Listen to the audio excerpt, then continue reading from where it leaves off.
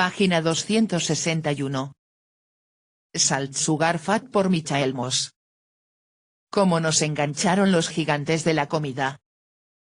Capítulo 14. Lo siento mucho por el público. 14.2. El consumo excesivo de sal era un problema de salud pública.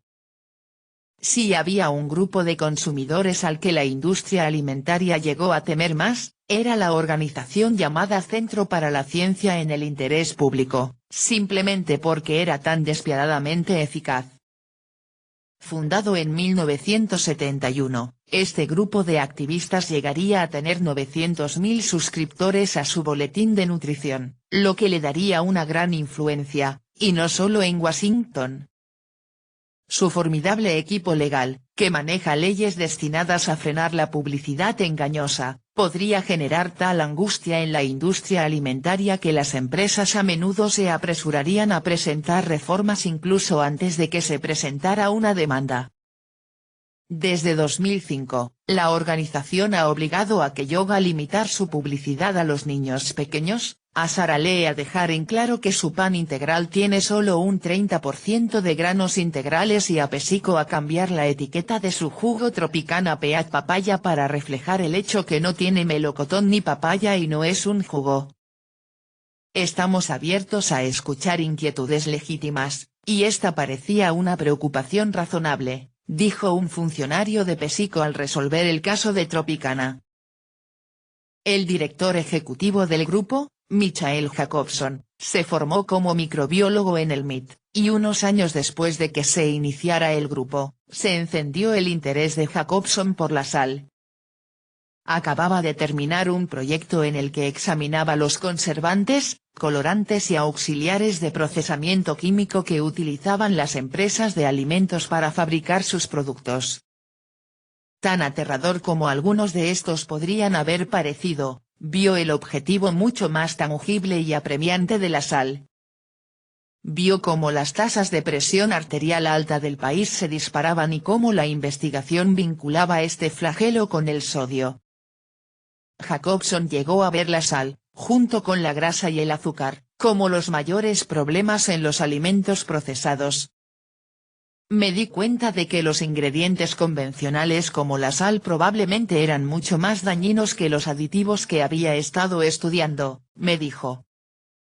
En 1978, solicitó a la FDA que reclasificara la sal de un ingrediente, como la pimienta o el vinagre, que no planteaba problemas de salud a un aditivo alimentario que la agencia podría regular mediante límites obligatorios o etiquetas de advertencia.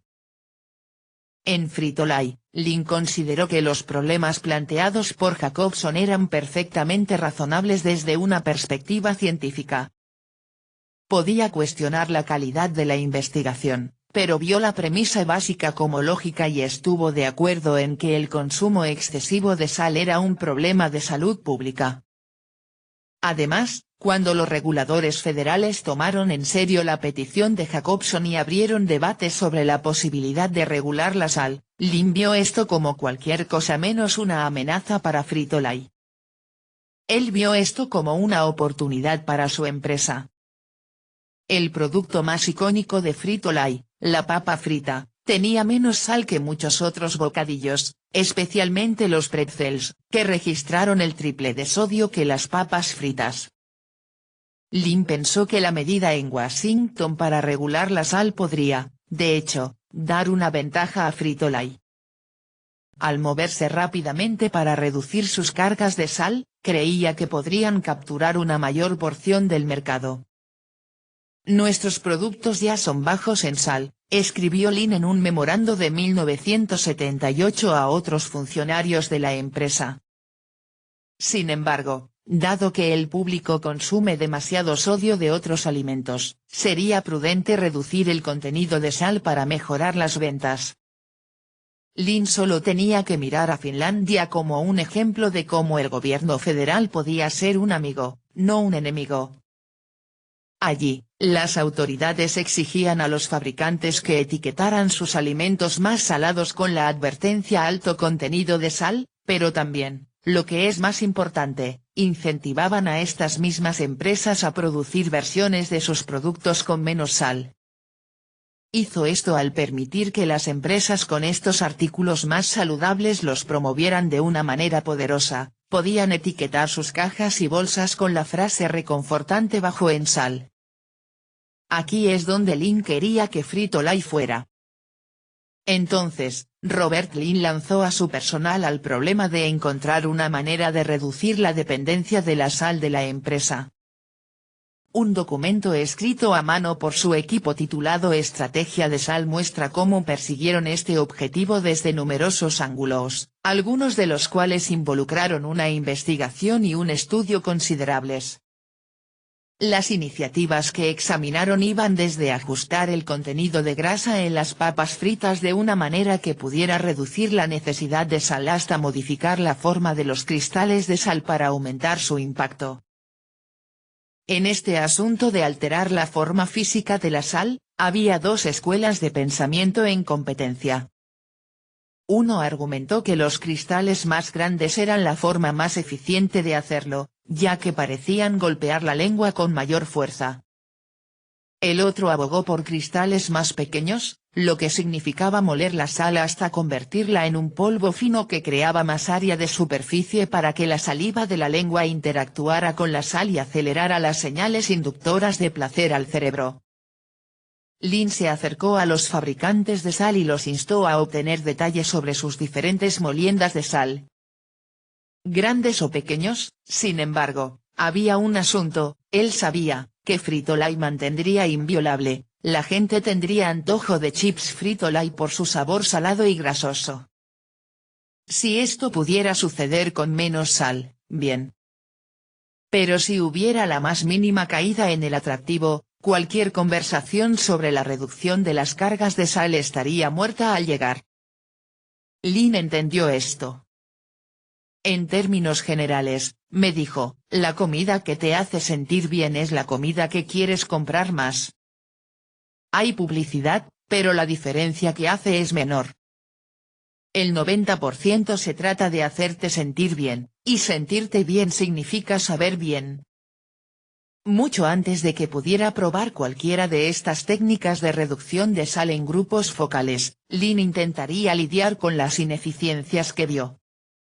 Visitó el piso de una fábrica donde se fabricaban lays y, mientras estaba en la estación de salazón, quedó impresionado, por primera vez, en realidad, por la total falta de sofisticación del proceso de fabricación. La sal estaba siendo arrojada desde enormes contenedores a las astillas, que se movían debajo en cintas transportadoras. La sal que no se adhirió a las astillas simplemente cayó al suelo, acumulándose en enormes montones, hasta que llegaron los trabajadores para barrerla en los contenedores de basura. Consternado por este desperdicio, Lin comenzó a jugar con un nuevo método que aplicaría la sal de manera mucho más juiciosa. Utilizó electrostática para adherir la sal a las astillas de la misma manera que un globo se adhiere a la pared después de frotarlo con una camisa. Además de reducir en gran medida el desperdicio, esta técnica podría permitirle a Frito-Lay controlar la cantidad de sal que se depositaba en las papas fritas. Pero Lin pronto vio la falla en su plan, a nadie le importaba la sal desperdiciada, ni siquiera los mostradores de frijoles en Frito-Lay. Desde una perspectiva puramente financiera, la sal era tan barata, a 10 centavos la libra, que no valía la pena preocuparse por usar menos. Lin dejó de lado su idea electrostática. La inminente regulación de la sal, por otro lado, consumió a los jefes de Lin. Cada vez más, se le pidió que no desenganchara a la empresa de la sal, sino que defendiera el uso de la sal por parte de la empresa y atacara a sus críticos. Algunas de las estrategias de la compañía fueron lo suficientemente fáciles para que Lin las esquivara. Cuando sus colegas sugirieron defender las papas fritas promocionando su contenido de potasio, Lin señaló que las papas fritas de la compañía no tenían suficiente potasio para compensar los efectos nocivos del sodio. Lin también advirtió a sus colegas que no se excedan en sus ataques a la investigación que relaciona el sodio con la presión arterial alta. Les aconsejé, nunca digan que la sal no tiene nada que ver con la hipertensión, me dijo. Pero muy rápidamente, la campaña de la compañía para hacer retroceder la regulación de la sal fue mucho más allá de lo que él podía controlar. En 1979, un panel de la FDA celebró una audiencia en Washington sobre la propuesta de regular la sal, y Frito-Lay resultó vigente. Mientras varios vicepresidentes de la compañía miraban desde la audiencia, el director de investigación de la compañía, Alan Wallman, hizo un apasionado alegato a favor de la sal, citando sus profundas e históricas raíces en la producción y conservación de alimentos. A él se unieron dos autoridades médicas, un cardiólogo de la ciudad de Nueva York y un investigador del cáncer de Buffalo, quienes hablaron en nombre de la Asociación de Bocadillos y Papas Fritas. El cardiólogo dijo que la ciencia de la hipertensión y la sal no estaba clara, mientras que el investigador del cáncer fue mucho más allá al desafiar al panel. Advirtió que, si las regulaciones propuestas logran reducir el consumo de sal, los estadounidenses enfrentarán un grave peligro, la gente podría morir. Los riesgos asociados con muy poca sal en la dieta, dijo, eran particularmente altos entre bebés y niños, diabéticos, mujeres embarazadas y mujeres que usaban anticonceptivos a base de estrógeno. Frito-Lay informó sobre la audiencia en un boletín para empleados en el que el presidente y director ejecutivo, Wayne Calloway, reiteró esta advertencia, después de una cuidadosa investigación y consultas con destacadas autoridades médicas, quedó claro que el comité selecto no consideró el riesgo sustancial a la población en general si se impusieran restricciones dietéticas significativas sobre la sal, dijo. Robert Lin, que se había sumado a los preparativos para la audiencia, pronto se vio arrastrado por el esfuerzo total de la empresa para derrotar las reglamentaciones propuestas. Con la decisión de la FDA aún pendiente a principios de 1982, se unió a otros funcionarios de Frito-Lay para que la empresa finalizara la investigación sobre si el calcio podría anular los efectos nocivos de la sal. En un memorando que detalla estos planes, Lin dijo que dudaba que esta investigación absolviera a la sal, y citó a otros expertos médicos que pensaban lo mismo. Pero, escribió, desde un punto de vista estratégico, una promoción eficaz de la teoría de la antihipertensión del calcio puede aliviar la presión sobre el sodio por el momento. En otro punto del memorándum, se refirió a la investigación como municiones poderosas.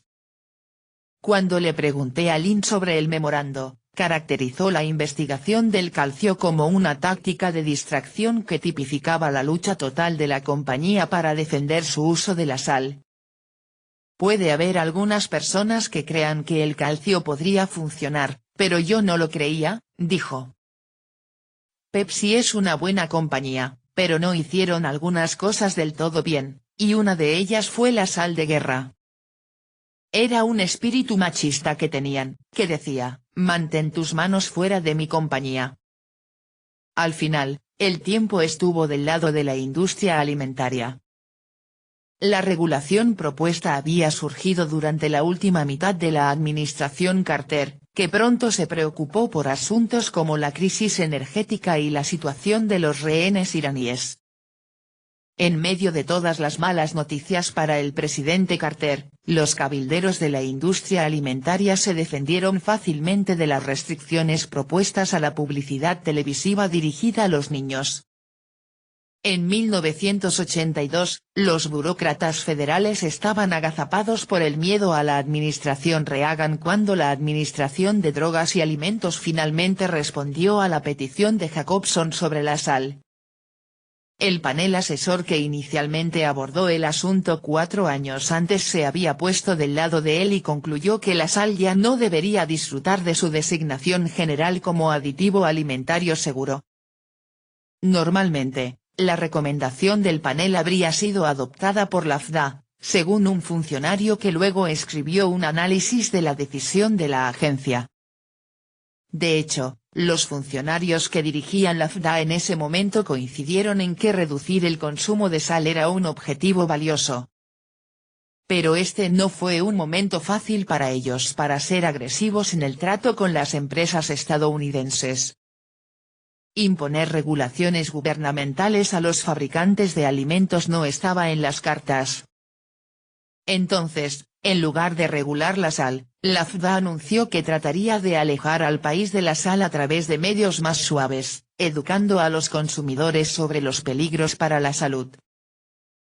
Sanford Miller, quien en ese momento era el director del Centro de Seguridad Alimentaria y Nutrición Aplicada de la FDA, me dijo que él y otros funcionarios de la agencia estaban sinceramente preocupados por los efectos de la sal en la salud, pero creían que no tenían datos suficientes para soportar los efectos de la sal y los implacables ataques de cabilderos de la industria. La gente de la sal, especialmente, nos molestaba constantemente, dijo Miller. Otro alto funcionario de la agencia en ese momento, William Hubbard, me dijo que a la agencia también le preocupaba que el público no estuviera listo para dar el salto a la sal. Estábamos tratando de equilibrar la necesidad de salud pública con lo que entendíamos que era la aceptabilidad pública, dijo. El sentido común te dice que si lo bajas demasiado y la gente no compra, no has hecho algo bueno. Página 265.